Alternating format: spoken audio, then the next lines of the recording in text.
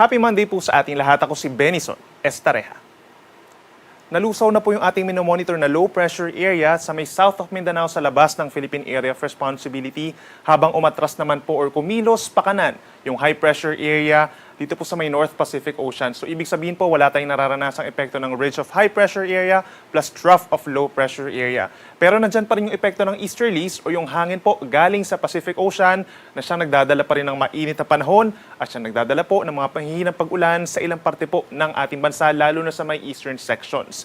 Asahan natin yung mataas na tsansa ng ulan simula po ngayong hapon hanggang gabi dito po sa may Catanduanes, Sorsogon, Northern Samar, Eastern Samar, and Samar Province. Habang simula mamayang gabi hanggang bukas ng madaling araw, mataas ang tsansa ng mga pag-ulan dito sa may parting Mindanao, sa may Davao Oriental, Davao de Oro, and Davao Occidental. Epekto din po yan ng easterlies. So sa mga lalabas po ng bahay mamayang gabi ay magdala po ng payong. Sa natitirang bahagi naman ng ating bansa, kung mapapansin po nyo sa ating latest satellite animation, meron lamang mga isolated na mga pag-ulan dito po sa may southern portion of Palawan, sa bahagi ng Basilan, Sulu, Tawi-Tawi, and Zamboanga Peninsula, at sa mga kalapit na lugar dito sa may Eastern Visayas, kabilang ng Central Visayas and Bicol Region. Yung mga pag-ulan po doon ay epekto ng easterlies habang maaliwalas pa rin ang kalangitan sa malaking bahagi po ng mainland Luzon at dito rin sa may kanliwang bahagi po ng Mindanao dahil naman yan sa mahinang epekto po ng mga weather systems po natin. Samantala, after the low pressure area, wala naman tayong binabantayan na panibagong weather systems or weather disturbance na makakaapekto po sa ating bansa for this week. Bukas naman po araw ng Martes, April 23, asahan pa rin na makulimlim na panahon at mataas na tsansa ng ulan dito pa rin sa bahagi po ng Bicol Region, kabilang na ang Catanduanes and Sorsogon. Epekto po yan ng easterlies o yung hangin galing sa Pacific Ocean. So sa mga lalabas po ng bahay bukas, magdala ng payong. Sa ating mga kababayan naman po, over the rest of Luzon, asahan din yung epekto ng easterlies. Sa umaga pa lamang, posible na makulimlim na panahon po dito po sa natitirang bahagi ng Bicol Region, ilang pang bahagi ng Marinduque, Romblon, and Mindoro provinces, epekto ng easterlies. Habang dito pa rin po sa may northern and central Luzon, kabilang ang Metro Manila, ay generally fair weather conditions pa rin po or magiging maaliwalas naman ang panahon sa umaga hanggang sa tanghali. Pero may tsansa po na magiging makulimlim pagsapit po ng hapon hanggang sa gabi sa malaking bahagi ng Luzon, lalo na dito sa may Calabarzon and Bicol Region na sasamahan din ng mga pulupulong ulan or yung mga localized thunderstorms. Temperature natin sa Metro Manila, posibleng maging mainit pa rin po bukas from 25 hanggang 36 degrees Celsius. Ito po ay actual air temperature lamang. Pero in terms of heat indices, meron pa rin tayong mga lugar na posibleng makaranas ng higit sa 42 degrees Celsius po na heat indices by tomorrow ng tanghali.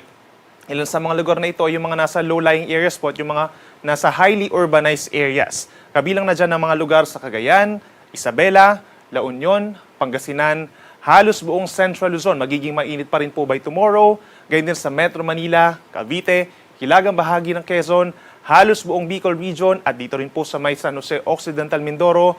Posible nga yung higit sa 42 degrees and possible nga na hanggang 46 degrees Celsius yung maranasan ng ating mga kababayan po sa Masbate. Kaya paalala pa rin sa ating mga kababayan, lalo na dito sa may kulay orange, ay lagi pong uminom ng maraming tubig at kung lalabas ng bahay po, magdala ng pananggalang sa init gaya po ng payong at sombrero.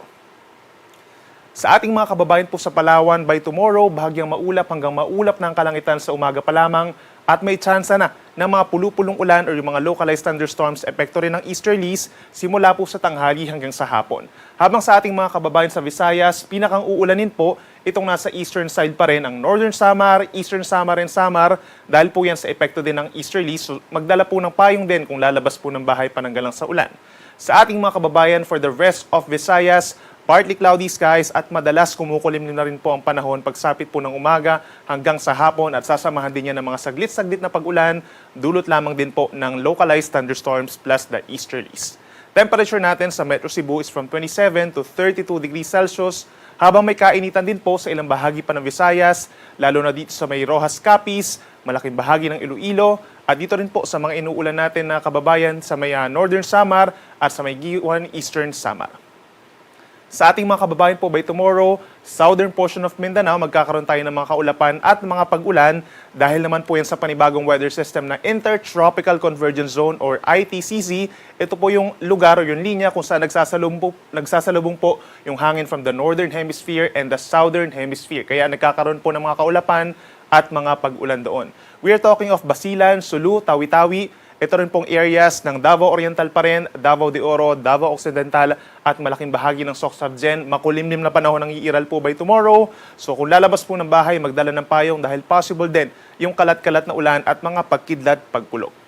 Sa natitirang bahagi ng Mindanao, kumpara po nitong mga nagdaang araw na naging maaraw, asahan naman yung bahagyang maulap at minsan makulimlim din na panahon over the rest of Mindanao po yan at sinasamahan din ng paminsan-minsan mga pag-ulan at pagkidlat, pagkulog, bahagyang epekto na rin po ng Intertropical Convergence Zone.